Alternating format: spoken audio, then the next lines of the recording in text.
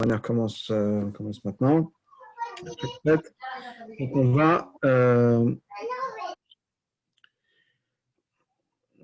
on va parler de la première paracha, parce que c'est la paracha cette semaine, la paracha de Bereshit, qui est le début, donc on commence la Torah, avec une question qui est simple, basique, une question qu'entre autres Rashi adresse, qui est pourquoi commencer la Torah avec l'histoire de la création du monde.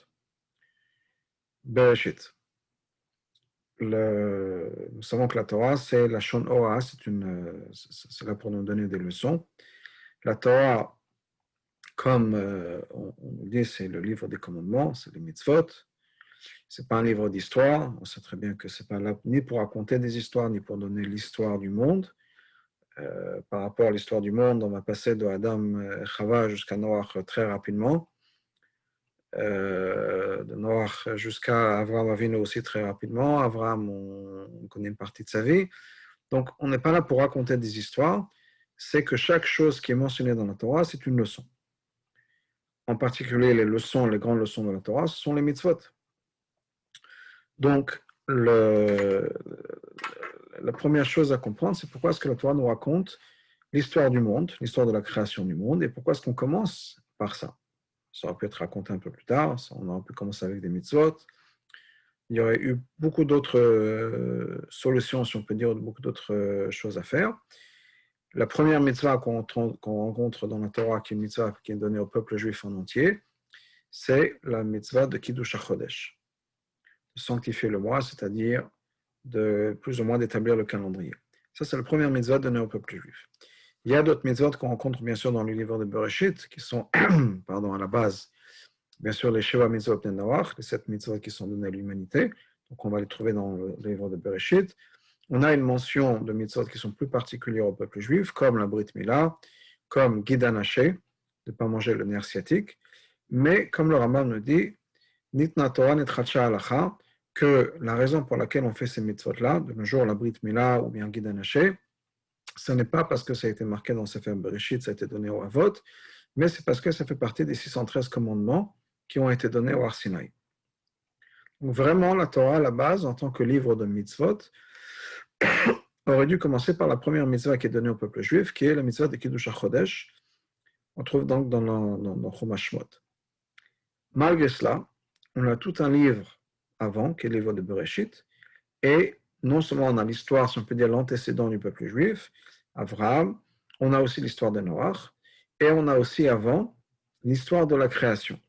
Donc la Torah ne commence pas juste avec des mitzvot, ne commence pas juste avec, même si ce n'est pas des mitzvot, l'histoire des êtres humains, si on peut dire qu'il y a l'idée d'Avodat Hashem, à partir du moment où il y a des êtres humains qui sont là pour servir Dieu, qui auraient pu être Adam et Ève par exemple, on aurait pu commencer avec Adam et Ève, ou bien avec Noach, même si on ne va pas commencer avec une mitzvah, mais la Torah commence avec l'histoire de la création du monde, et la question donc est pourquoi. Et je voudrais dire d'abord, avant de rentrer dans le pourquoi de la question qui est le thème du cours, que le fait même de s'interroger sur le pourquoi des choses est important.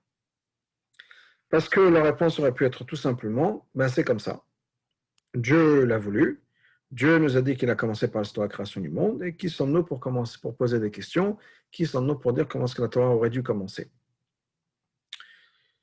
C'est vrai, et c'est vrai qu'il faut avoir un certain degré de kabbalatol, d'acceptance, mais de l'autre côté, nous savons aussi que la Torah, c'est comme je le disais, la Shon Ora, le mot de Torah, c'est là pour nous enseigner, pour nous donner des enseignements.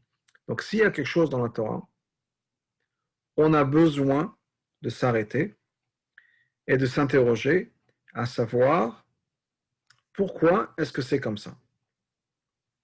Pourquoi est-ce que ça a été fait comme ça? Alors bien sûr, on comprend qu'on ne peut pas tout comprendre, il faut avoir un certain degré de kabbalatol. Et c'est aussi indiqué dans l'histoire de Bereshit, on va parler très bientôt, mais on a quand même besoin de savoir pourquoi. D'ailleurs, c'est une des traductions du mot de Shmini Atzeret. Atzeret, c'est l'Atzor. En hébreu, vous avez les signes de stop. Dans la rue, c'est Atzor. Shmini Atzeret, c'est le moment de s'arrêter, de poser aussi. On a besoin de se poser une question, savoir pourquoi.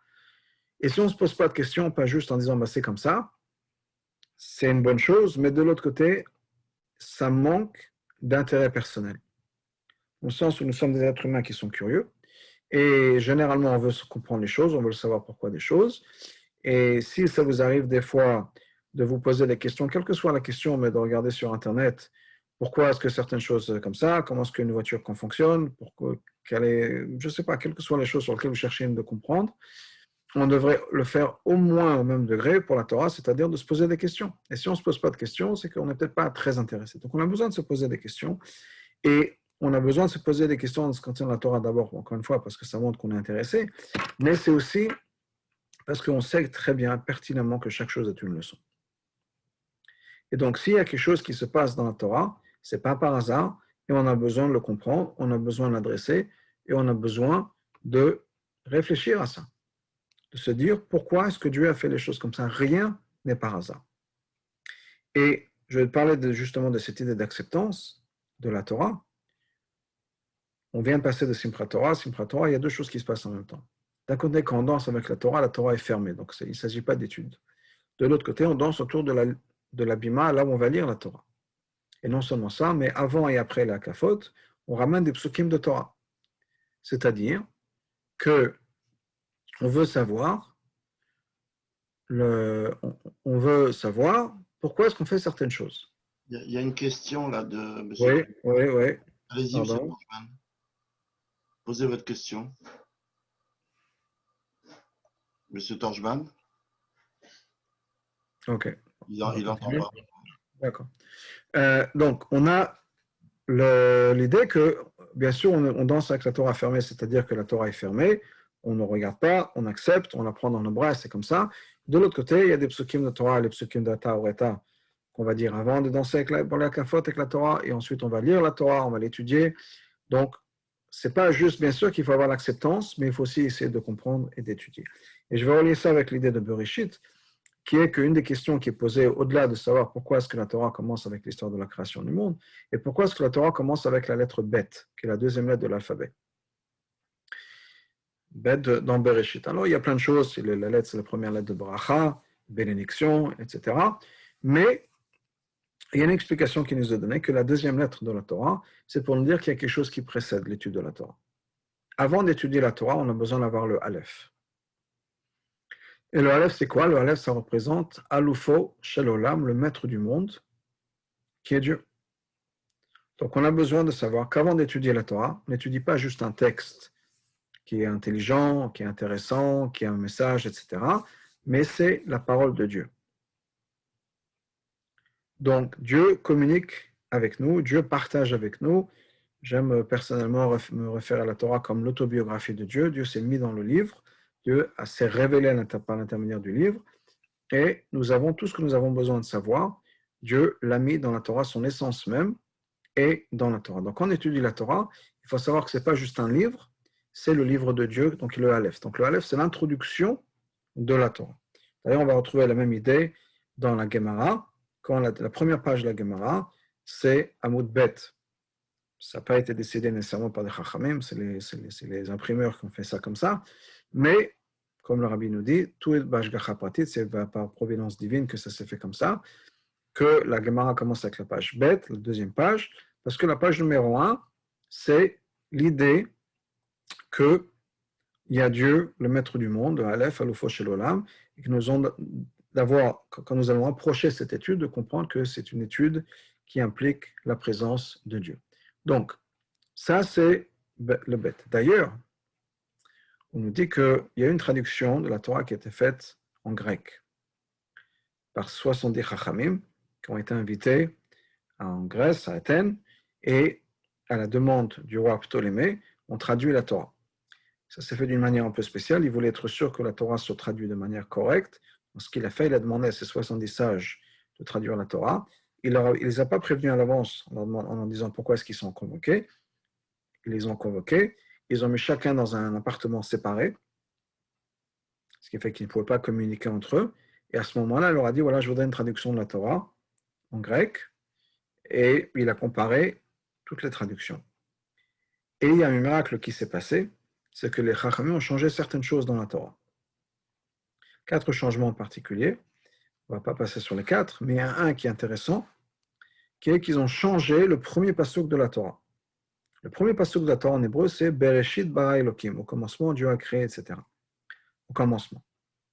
Mais ils ont changé ça de manière à ce que la Torah commence en disant Elokim bara Bereshit. Dieu a créé au commencement.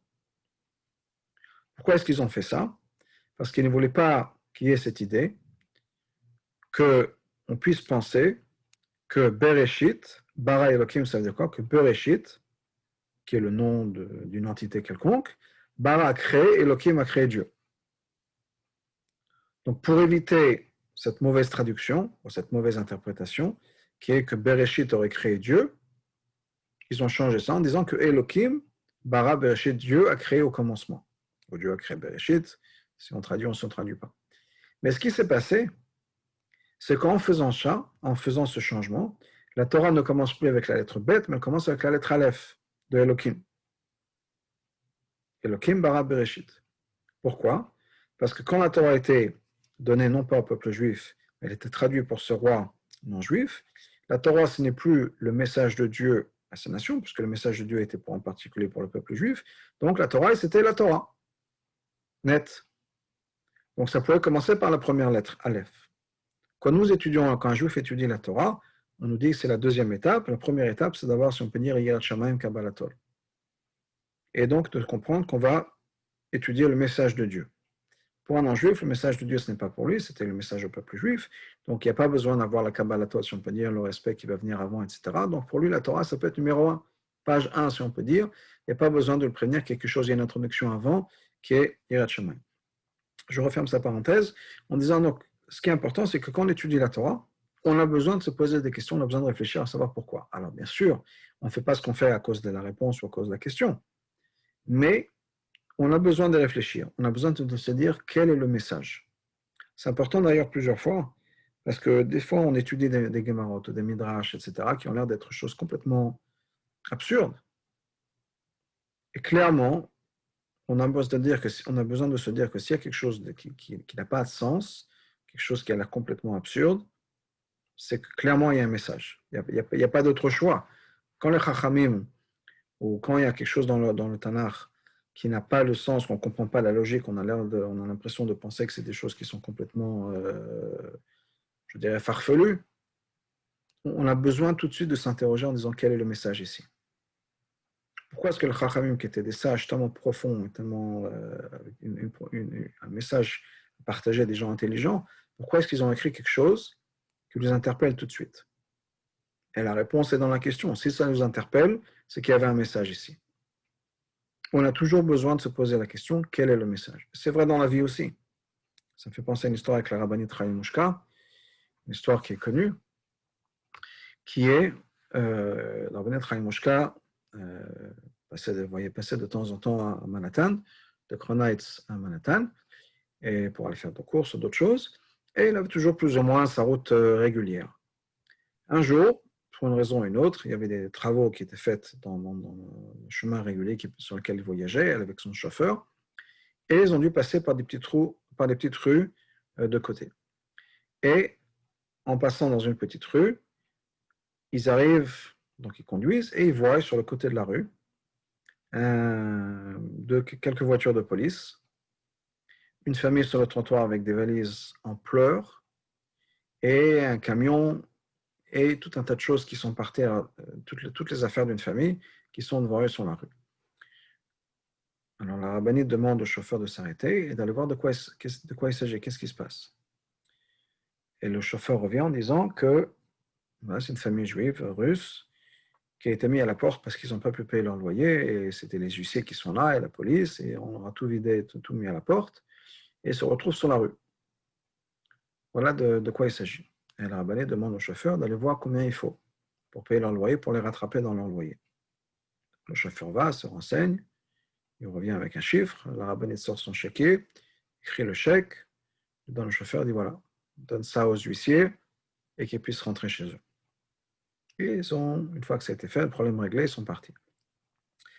Et la rabbinite avait dit à son chauffeur, donc mon père, c'est-à-dire le rabbi précédent, m'a appris qu'à chaque fois qu'il y a quelque chose d'inhabituel qui se passe, on a besoin de se poser la question pourquoi. certainement c'est Bashgacha Pratit. Qu'est-ce qui s'est passé? Quel est le message? Il a dit aujourd'hui, pour une raison ou une autre, on a été forcé de passer par là. Notre route habituelle était bloquée. On a eu besoin de changer, de faire un détour et de passer devant cette rue-là et de voir, d'être témoin de ce qui se passait avec cette famille. Et certainement, si Dieu a fait les choses comme ça, c'est que c'était un message pour nous d'agir. Donc, elle a écrit le chèque pour pouvoir payer le loyer de ces gens-là. Mais c'est une réflexion que donc le rabbinat tout l'apprend, mais c'est une réflexion à avoir qui est quand il y a quelque chose qui se passe, on a besoin de se poser la question. Donc la question elle-même est importante. Pourquoi est-ce que la Torah commence avec Bereshit? On a besoin de réfléchir. Pourquoi? Si la Torah c'est juste des mitzvot, on a besoin d'y réfléchir. C'est ce que Rashi nous dit tout de suite, Amar Rav Yitzhak, au nom de Rav Yitzhak, que la Torah aurait dû donc commencer avec quelque chose d'autre. Et pourquoi est-ce que la Torah a commencé donc avec l'histoire de Bereshit, l'histoire de la création du monde? Ça, c'est au niveau de la question, le message, on peut dire, de la question, qui est, nous avons besoin de réfléchir à la Torah. On ne peut pas juste lire comme ça, sans se poser des questions, sans y réfléchir. Quelle est la réponse à cette question-là? Rashi nous le donne, puisque comme je vous l'ai dit, Rashi pose la question. Je vais vous lire deux mots de Rashi en hébreu, et on va ensuite les traduire et les expliquer. Donc, on va dire tout le Rashi. Rashi nous dit, la Torah n'aurait dû commencer que par les mots Chodesh Hazeh Lachem, qui est donc la parashat Bo, chez mitzvah Rishona Sheslavu Ba'Israël. Parce que c'est la première mitzvah qui a été donnée au peuple juif. Donc, pourquoi commencer à raconter tout un tas d'histoires qui ne sont pas des leçons nécessairement dans Vedat Hashem, ce n'est pas des mitzvot? Pourquoi ne pas commencer avec la première mitzvah, puisque c'est le but de la Torah, les mitzvot? Ma'atam Bereshit. Donc, quelle est la raison pour laquelle on commence avec Bereshit? Et Rashi nous répond. Mishum koach ma'asa vegid la'amo latet la'em nachlat goyim. À cause d'un pasuk. C'est-à-dire le message d'un pasuk. Qu'est-ce que ce pasuk nous dit? Koach ma'asa vegid la'amo. Il nous a donné le pouvoir de ses actions. Donc, il a dit à son peuple la force de ses actions. La tête là pour leur donner nachalat goyim, l'héritage des non-juifs. C'est-à-dire que Dieu a voulu dire au peuple juif, Rashi va expliquer, c'est moi qui ai créé le monde et c'est moi qui décide quoi en faire. Donc c'est pour ça qu'on a toute l'histoire de la création. Et Rashi explique que si les non-juifs vont dire au peuple juif, l'estimatem, vous êtes des voleurs. Chez Kavashtem Matzot Shiva Goyim, parce que vous avez pris, vous avez conquis la terre de cette nation. Le peuple juif pourra répondre aux non-juifs, le monde entier, la terre, appartient à Dieu. Hubra, c'est lui qui l'a créé. Natan Lasha Yashar Benav, il a donné à qui il voulait. Quand il a voulu, il a donné la terre d'Israël aux non-juifs, en particulier par exemple les Canaanim, et les 7 nations dont on parle. Et quand il a voulu, il a repris cette terre-là, des Goïm, des Canaanim, mais la nous a donné la terre. Donc qu'est-ce que nous avons? Rashi nous dit pourquoi est-ce que la Torah a changé? La Torah a changé à cause de l'argument des non-juifs, qui est un argument malheureusement qu'on a souvent entendu, qui est vous êtes des voleurs. Vous avez pris une terre qui ne vous appartient pas. À qui est-ce qu'elle appartient cette terre? Aux nations qui sont là-bas. De nos jours, la version moderne, c'est les Palestiniens. La version ancienne, c'était les Canaanim, les Plishtim, etc., les 7 nations dont on parle. Et la réponse est, la terre a été créée par Dieu. C'est lui qui a décidé qu'à un certain moment, ce sont les Canaanim, par exemple, qui vont venir sur la terre de Canaan. Et arrive le moment où le peuple juif va venir. Et à ce moment-là, Dieu va nous donner la terre. C'est Dieu qui décide, puisque c'est Dieu qui a créé la terre. Donc voilà la réponse de Rashi, que les nations du monde vont se plaindre qu'on leur a volé la terre, et qu'on peut répondre, c'est Dieu qui décide, c'est Dieu qui a créé la terre. Donc pourquoi commencer l'histoire de la création, avec la Torah, pourquoi commencer la Torah par l'histoire de la création? À cause de cet argument des non-juifs qui ont dit qu'on leur a volé la terre. Et il y a plein de messages dans cette réponse de Rashi. Mais avant de rentrer dans le message de ce que Rashi va nous enseigner, une question particulière qui est quand même assez bizarre, qui est pourquoi changer la Torah? À cause des questions que les Goïms vont dire un jour. Les nations du monde vont dire qu'on est des voleurs. La Torah n'est pas là nécessairement pour répondre aux arguments. Pourquoi changer la Torah? C'est-à-dire que la Torah a changé. Normalement, d'après ce que Rashi nous dit, la Torah a dû commencer par Achodesh Hazelachem, la première mitzvah qui était donnée au peuple juif. On a changé tout l'ordre de la création, tout l'ordre de la Torah, parce que les non-juifs vont dire qu'on a volé la terre d'Israël. Certainement, ce n'est pas juste pour répondre aux Goïm. Même si on a besoin de répondre aux Goïm, la Torah ne va pas changer, ne va pas s'adapter pour répondre aux Goïm. On trouve plusieurs fois, dans la création ou dans d'autres endroits, que Dieu dit, je fais ce que j'ai besoin de faire. S'il y a des gens qui ne sont pas contents, s'il y a des gens qui vont apprendre de là que peut-être qu'il y a plusieurs dieux ou qu'il y a d'autres choses, ce n'est pas mon problème. Celui qui veut se tromper, qui se trompe. Donc si on a changé la Torah, c'était certainement pour une raison un peu plus importante, un peu plus profonde, juste que de répondre à un argument d'égoïsme. Et c'est certainement pour nous dire qu'il y a un message très très important, très profond pour le peuple juif. Et peut-être pour le non-juif, si on peut dire, à l'intérieur de nous. On connaît l'interprétation chassidique du verset qui nous dit « Agoy asher bekir becha », le non-juif qui est à l'intérieur de toi, qu'on parle du non-juif en Israël, mais c'est le non-juif que nous avons chacun à l'intérieur de nous, qui est le nefesh habamit, le yetzer hara, ou bien comme la fameuse histoire avec le Alter Rebbe Rabbi Shimon Monkes, quand il est rentré pour la première fois chez le Alter Rebbe, il est arrivé, il était tard la nuit, quand il est arrivé à Liojna chez le Alter Rebbe, et il a vu donc la seule, quand il est arrivé dans le village, la seule maison où il y avait encore la lumière, c'est chez l'Alter Rebbe, chez le Moazaken. Donc il est rentré là-bas, il a frappé à la porte, il est rentré. Et bon, il y a une discussion qui s'est faite. Et à un moment, le rabbi lui dit, écoute, si tu ne vas pas partir, je vais appeler le goy qui va te faire sortir. Et Rabbi Shimon Monkes répond, mon goy à moi est plus fort que le vôtre. C'est-à-dire que mon Yetzera, c'était un machal pour les Yetzera, disons que moi j'ai un plus grand Yetzera que vous, rabbi. Et bon, il est resté.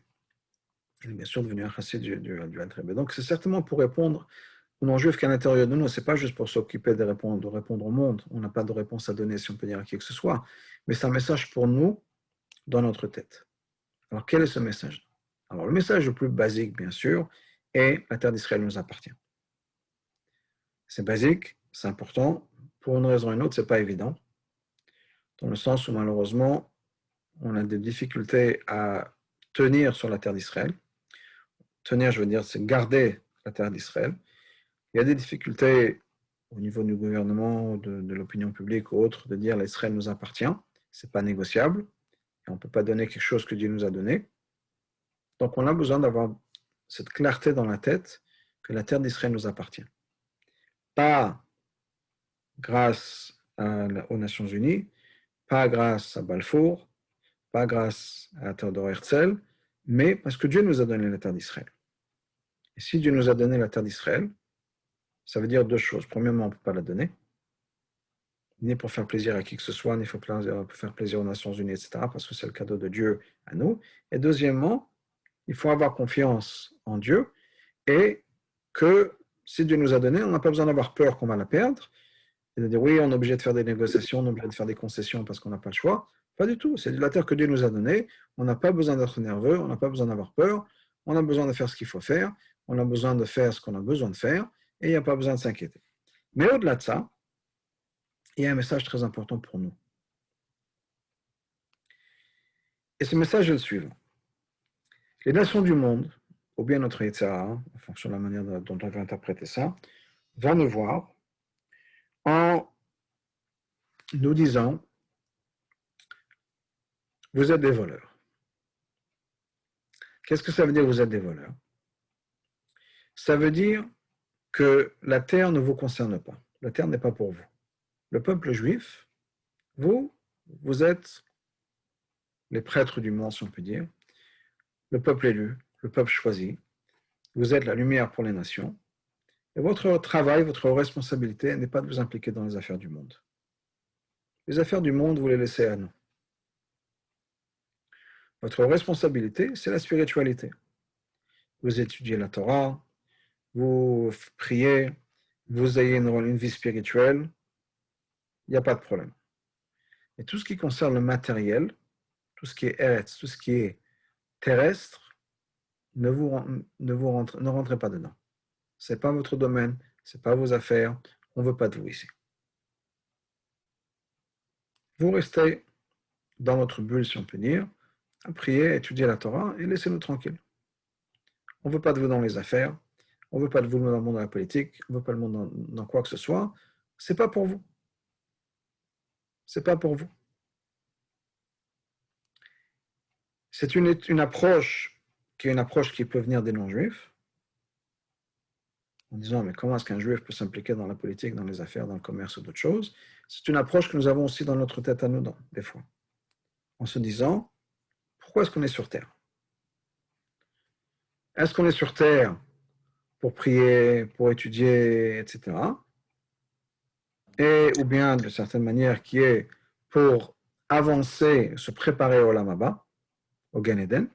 Donc on est là, comme l'expression est, Olam Hazedom et les prosdor, on est comme dans un couloir, si on peut dire, et on avance vers le Gan Eden. On est là juste en passage.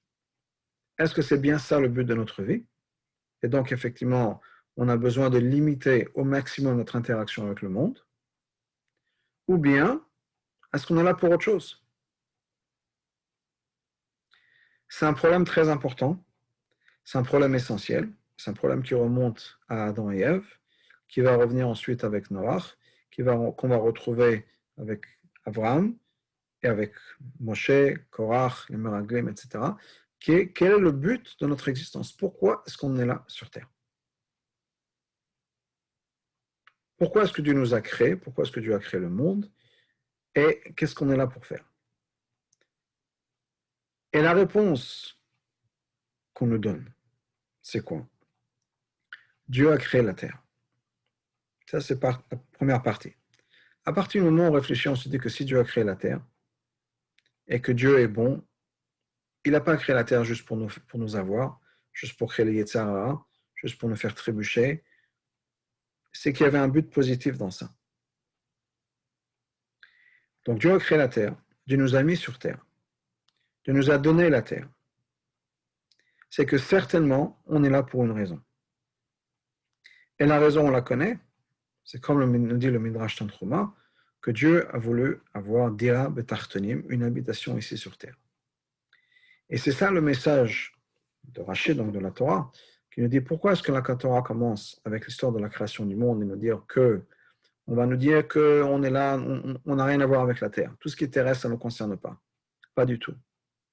On a besoin de se dire à soi et de le comprendre et de gérer sa vie comme ça en fonction de cette idée-là, qui est que Dieu nous a donné la terre.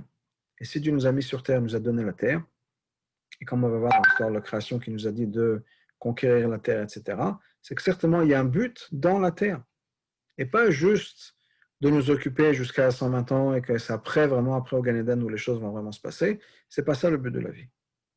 On est là, ici sur Terre, pour faire une différence. Comme le pasteur va nous dire un peu plus tard, le Ovda ou le Shema, pour travailler. Pour travailler, pour le garder. Alors bien sûr, ça veut dire faire les mitzvot, ça veut dire autre chose, mais on est là, sur Terre, avec un but qui est encore une fois de créer une différence.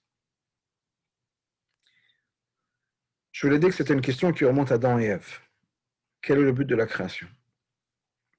C'est l'histoire et une des interprétations, une des manières de voir les choses, qui est l'histoire de la faute de l'arbre de la connaissance. Qu'est-ce qui s'est passé au moment de l'arbre de la connaissance? Comme on le sait, Dieu crée Adam, il lui dit de ne pas manger de l'arbre de la connaissance. Le jour où il va manger de l'arbre de la connaissance, il y a tout un tas de choses qui vont se mettre en place. Il va mourir, etc. Ensuite, Adam et Ève sont séparés, donc il y a la création de Ève en tant qu'entité séparée, et Ève va convaincre Adam de manger de l'arbre de la connaissance. Pourquoi est-ce qu'elle a fait ça? Encore une fois, il ne s'agit pas de gens qui ont été très forts et qui ne pouvaient pas se retenir de manger un fruit pendant quelques heures, puisque on nous dit que Adam et Ève ont été créés vendredi après-midi. L'interdiction de manger du fruit de la connaissance était juste à Shabbat. Et une fois que Shabbat arrive, ça devient permis. Non seulement ça devient permis, ça deviendrait une mitzvah de manger de l'arbre de connaissance. Et c'est tout. Game over. Mashiach est là, la Géoula. Et c'est la fin de l'histoire du monde. Mais il y a eu une conversation, si on peut dire, qui s'est passée entre Adam et Ève. Adam et Ève ont été créés par Dieu, eux-mêmes. Le Yitzhara n'était pas quelque chose qui était interne à eux, à cette époque-là encore, jusqu'à qu'on a mangé l'arbre de la connaissance. Il était séparé, c'était le serpent. Ils auraient certainement pu, de la même manière que nous pouvons arriver le jour du Yom Kippour, ne pas manger pendant 24 heures, 26 heures, ils auraient certainement pu ne pas manger du fruit pendant quelques heures là. Mais, comme je disais, il y a eu une réflexion, une conversation qui s'est passée entre Adam et Ève.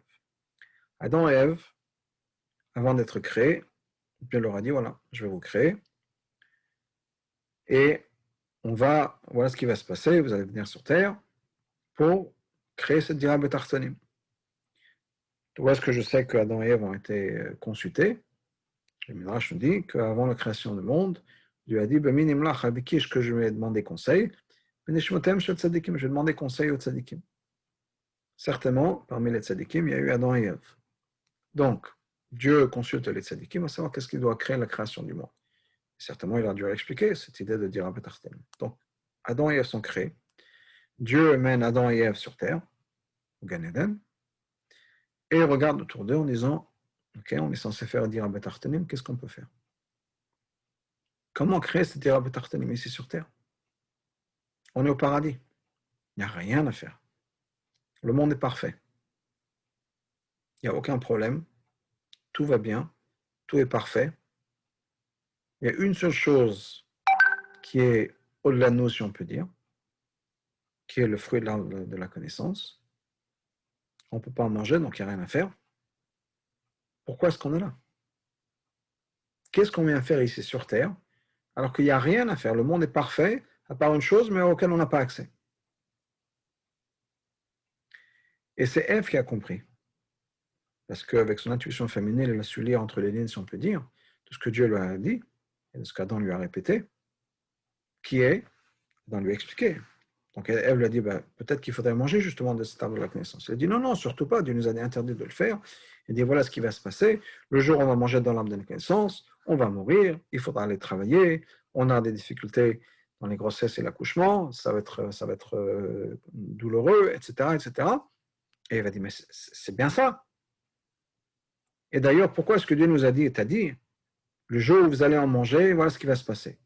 D'abord, comme je l'ai dit, le seul jour où ils pouvaient en manger et qu'il y a quelque chose qui va se faire, c'est aujourd'hui. Donc ça n'aurait pas pu être après Shabbat ou quelques heures. Ils ont que quelques heures. Donc quand Dieu leur a dit, le jour où vous allez manger, voilà ce qui va se passer, c'est aujourd'hui. Ce n'est pas un autre jour. Et pourquoi planter cette idée dans la tête d'Adam et Ève? Pourquoi leur dire, n'en mangez pas, et si vous allez manger, voilà ce qui va se passer? Pourquoi même leur donner la possibilité, planter cette graine, si on peut dire cette idée dans la tête, qu'il y a une possibilité qu'ils le fassent? Ce n'est pas de la bonne psychologie. Si Dieu l'a fait, c'est qu'il voulait justement que Ève le comprenne. Adam ne l'a pas compris, il était plus littéral. Ève comprenne et va expliquer à Adam, on a besoin de manger de ce fruit-là. Et quand on va manger de ce fruit-là, on va descendre dans l'étage inférieur, et là, on aura des choses à faire. Et Adam lui dit surtout pas, Dieu nous a dit de ne pas le faire. Ève lui dit, je sais, parce que Dieu est coincé, si on peut dire. Si Dieu ne peut pas nous dire de manger l'arbre de connaissance, parce qu'à ce moment-là, ça devient une mitzvah. Si c'est une mitzvah, on tourne en rond. On n'a rien changé. Donc, pour créer ce dira betartonim, cette habitation dans les mondes bas, Dieu nous a, si on peut dire, donné ces allusions-là, en disant, le jour où vous allez en manger, le jour où vous allez en manger, j'espère que vous avez bien compris, le jour où vous allez en manger, voilà ce qui va se passer. Elle a dit, exactement. C'est ça qu'on veut qu'il se passe. Créer un monde qui est tartonim, un monde qui est bas, où il y aura effectivement des difficultés, des douleurs, etc. Et là, on pourra faire la différence. On a besoin de manger de cet arbre-là, on a besoin de fauter pour pouvoir intégrer le concept de tchouva, pour pouvoir intégrer le concept de changer de direction, de changer le monde, d'avoir un impact sur le monde, etc. etc. C'est à nous de créer ce monde plus bas, qui va être effectivement créé par l'être humain avec tous ces problèmes-là, toutes ces problématiques créées par l'être humain, et c'est à ce moment-là qu'on pourra faire une différence. Et donc, Ève a donné à Adam de manger de l'arbre, du fruit de la connaissance, ils vont manger, Et Dieu vient les voir tout de suite en disant, Adam, Ève, ou Adam en particulier, est-ce que tu as mangé l'arbre de la connaissance? Il dit oui. Et qui t'a dit de le faire? Et Adam, qui était honnête, il a dit, c'est ma femme. On dit, moi, j'ai rien compris, je ne savais pas qu'il fallait le faire. C'est ma femme qui a compris, c'est ma femme qui m'a dit de le faire.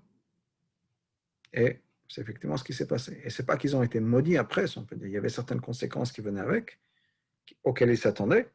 Et c'est à ce moment-là qu'on peut effectivement créer un monde différent. On peut aider, juste pour parler de notre monde aujourd'hui, le chesed qui est fait malheureusement quand il y a des problèmes de santé, le chesed qui est fait quand il y a malheureusement des problèmes financiers et que la communauté se rallie, qu'on est là pour aider les uns les autres, etc. Ça n'aura pas été possible au Gan Eden.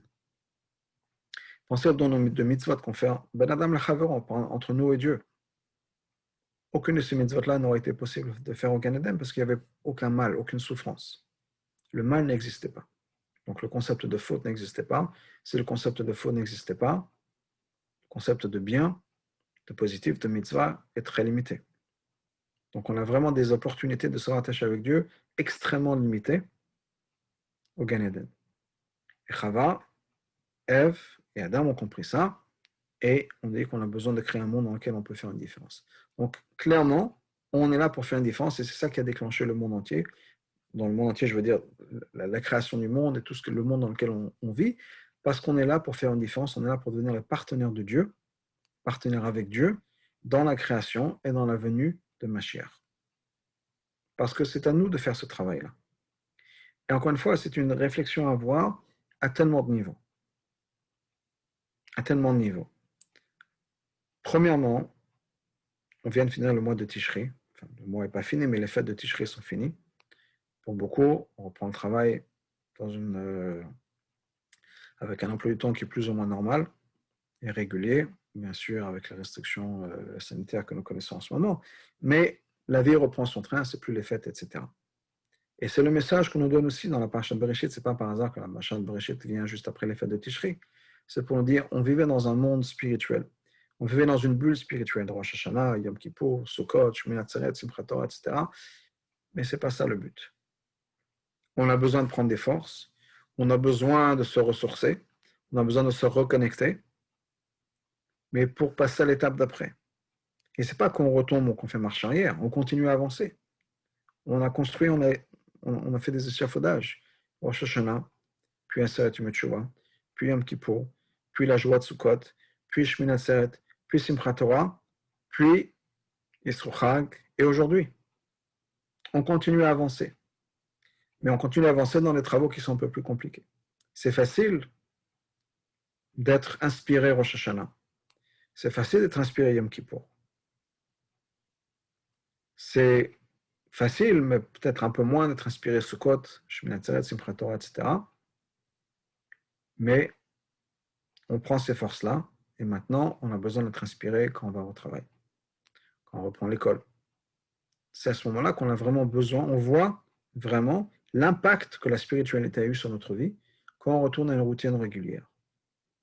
Et c'est ça le message de Bereshit, c'est ça le message de la Torah, en disant pourquoi est-ce qu'on a commencé avec l'histoire de la création pour nous dire que le but de notre existence sur Terre et cette création, de pouvoir avoir un impact sur le monde tel qu'on connaît.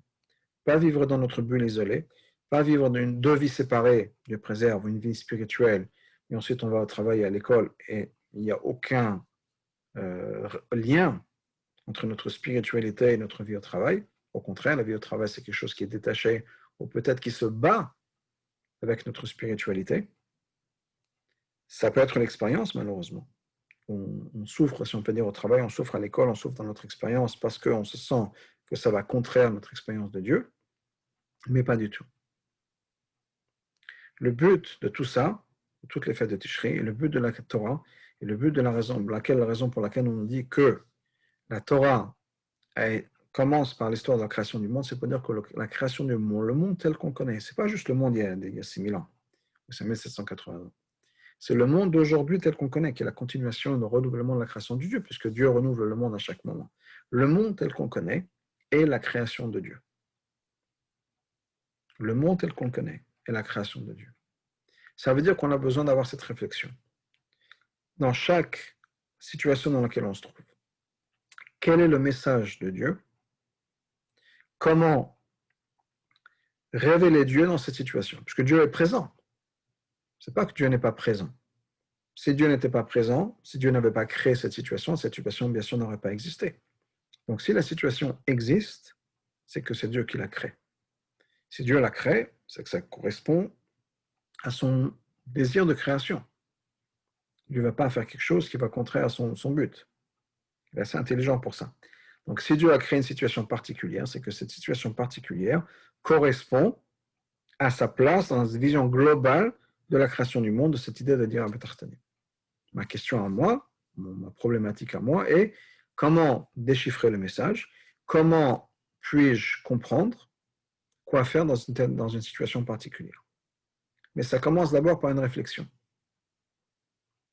Et la première réflexion, c'est ce que le Rashi nous enseigne. Ne faisons pas une séparation entre le spirituel et le matériel. Ne nous disons pas, je suis un voleur dans le monde matériel, je n'ai pas ma place. Ma place en tant qu'un juif, bon juif, juif religieux, c'est dans le monde spirituel, dans la prière, dans l'étude de la Torah, etc. Mais dans le reste, non, Dieu n'a rien à voir là-bas. Le travail, c'est le monde non juif, c'est le monde de la Klippa, c'est le monde Yetzara, c'est un monde à fuir, ou au moins à s'écarter au maximum. Alors, c'est nécessaire, malheureusement, de travailler, alors il faut travailler. Mais c'est un monde qui n'a rien à voir avec Dieu. Ce que le message nous dit, c'est qu'on est obligé de trouver Dieu dans tout ça. Alors, bien sûr, des fois, le message, c'est comme une avéra, on a besoin de s'écarter. Des fois, le message, c'est qu'on est dans un travail particulier, peut-être qu'il y a des juifs là-bas, qu'on a besoin de rapprocher, peut-être que le fait qu'on a un titre particulier nous donne accès à certaines choses auxquelles on peut aider la communauté. Quelle que soit la situation, chacun est dans une situation différente et chacun a besoin de réfléchir personnellement. Savoir comment est-ce que ma situation va m'aider à servir Dieu mieux. Servir Dieu, ça veut dire quoi? Faire ce que Dieu attend de moi ici sur terre. Donc cette idée de dire à Betartanim, créer cette invitation pour Dieu dans les mondes bas. Mais Chaz Shalom veut dire que le monde matériel et spirituel sont détachés. Ça, c'est ce que les Goïms nous disent, si on peut dire, que le monde non juif, on est, nous, des êtres spirituels, et le matériel, ça n'a rien à voir. Donc ça, c'est la première chose que la Torah nous dit. Dieu se trouve dans le matériel, Dieu se trouve dans la vie matérielle. À nous de chercher le message de Dieu. Ce qui est la question de Rashi. Pourquoi? Pourquoi commencer la Torah par ça? Parce que ça doit m'interpeller. Si je me trouve dans une situation particulière, ma réaction est quel est le message de Dieu? Même si on s'habitue à cette situation. Mais si je suis dans le travail, dans une situation, ce n'est pas parce que c'est séparé de Dieu. Tout vient de Dieu. Si je me trouve dans tel et tel avion, si je vais dans tel et tel endroit, il n'y a rien qui est par hasard. Bien sûr, le virus, tout ce qui se passe, cette situation, etc., tout ça, c'est la volonté de Dieu. À nous de réfléchir, comment est-ce que c'est en train de se passer, à sa place, encore une fois, comme je disais, dans cette image globale, de créer un monde pour Dieu, de faire en sorte que ce monde-là soit l'habitation de Dieu. Donc ça, c'est un message important que la paracha nous enseigne. D'ailleurs, la paracha de Noach nous passe à l'étape d'après, en disant que Noach, qu'est-ce qui va se passer avec Noach? C'est que sans l'eau du monde, si on peut dire, va monter. Et Noach, à chaque fois que l'eau monte, Noach, dans sa bulle, si on peut dire, va monter lui aussi. Parce que si on apprend à gérer les choses, on sait comment le faire, on grandit de cette interaction qu'on a avec le monde qui nous entoure, encore une fois, tant qu'on a cette perspective. Et on a aussi besoin, bien sûr, d'étudier, on a besoin de se reconnecter. On ne peut pas juste revivre dans un monde qui est complètement détaché du judaïsme en attendant, en disant, oui, Dira Betartonim, je suis là pour faire la volonté de Dieu, Dieu veut qu'on soit ici sur terre, ben, je vais profiter de la terre parce que je fais la volonté de Dieu, manger, boire, faire la fête. Ce n'est pas de ça qu'il s'agit, ce n'est pas ce que je veux dire. On a besoin d'être constamment rattaché à la Torah, constamment rattaché à sa source, parce que sans ça, on oublie le but de la création du monde, on est perdu uniquement dans le tartonim, si on peut dire, dans le monde bas, et on vit une vie qui est uniquement physique. Donc, c'est pas du tout ça qui est le but de la création, c'est que nous soyons ici sur terre, et pour reprendre le machal de Rashi, transformer la terre de Canaan en terre sainte. Et pour ça, on a besoin d'être le peuple de Dieu.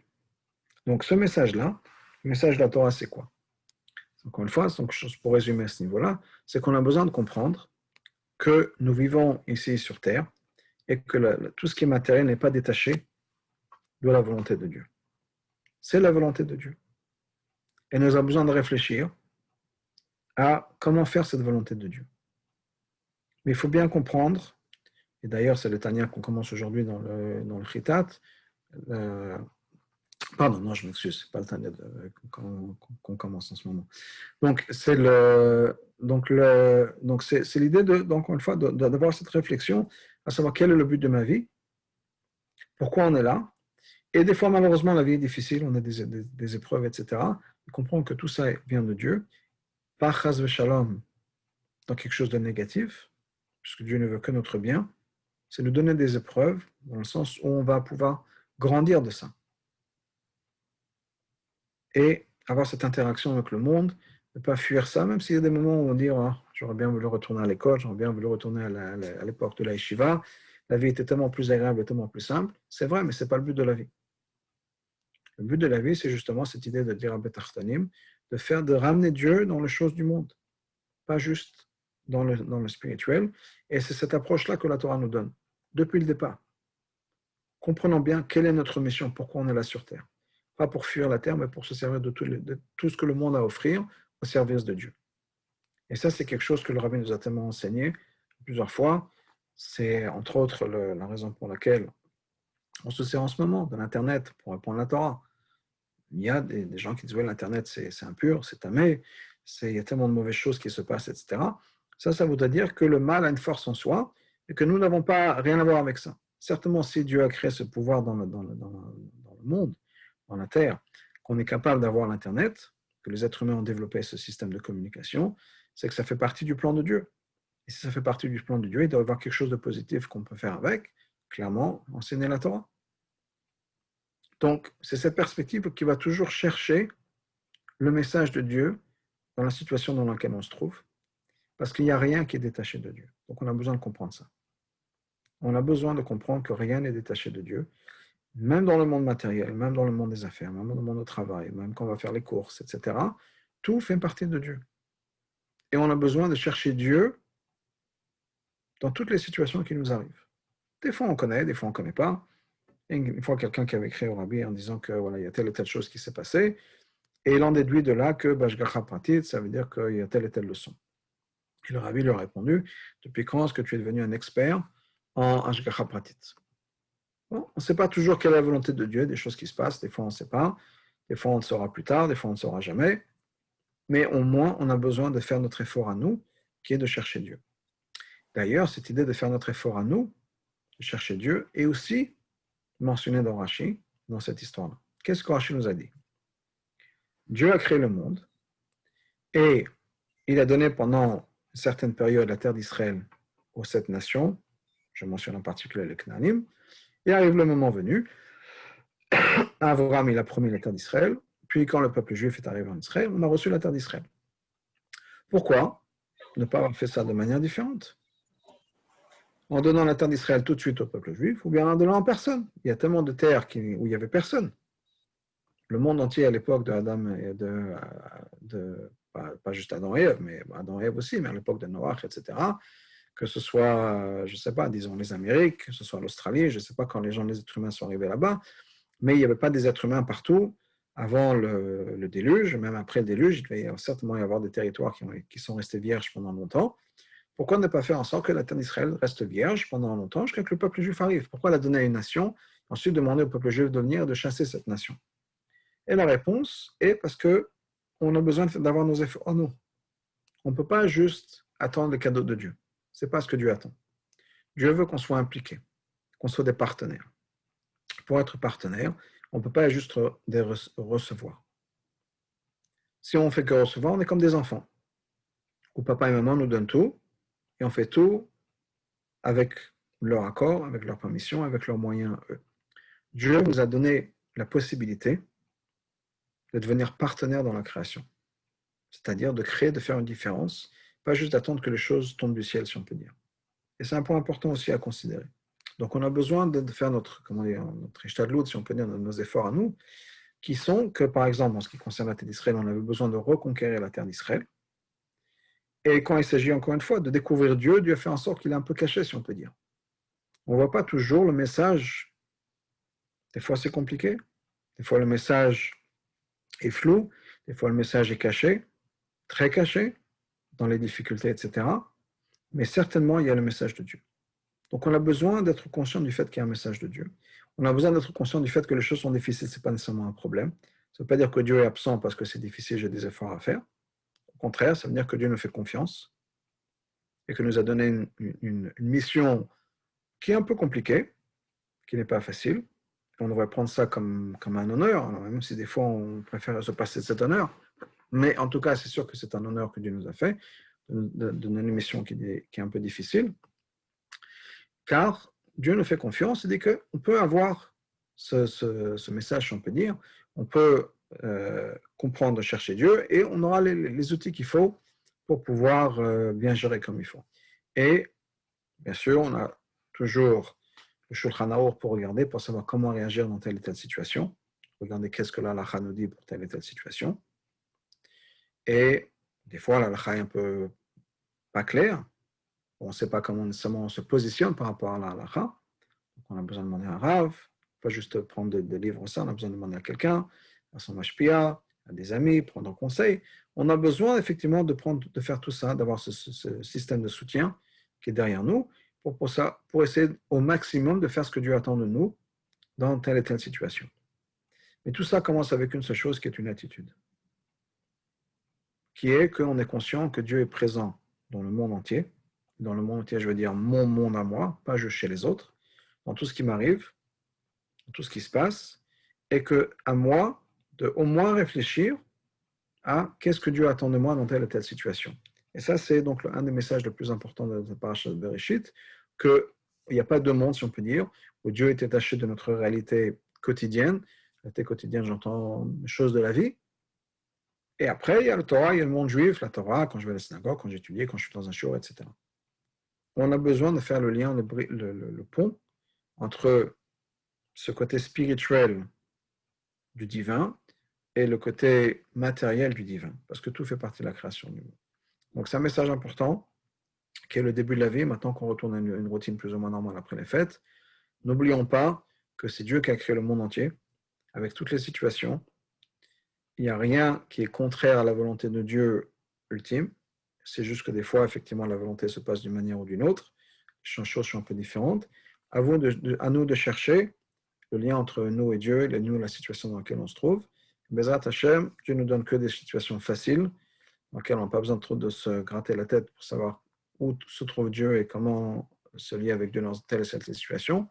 Mais si Dieu préserve pour une raison ou une autre, les choses ne sont pas faciles. On a besoin de comprendre que Dieu est là avec nous et que nous sommes ici sur terre pour faire une différence. Créer, c'est dire à Betartonim, qu'on n'a pas besoin de se sauver des choses du monde, on a besoin de les utiliser de la bonne manière. Voilà. S'il y a des questions.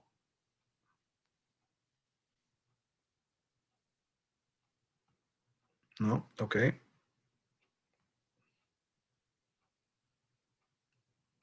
Encore une fois, question. Il y a des gens qui veulent ouvrir leur micro. OK. Ben, merci beaucoup. Et à la semaine prochaine, si Dieu veut. Au revoir.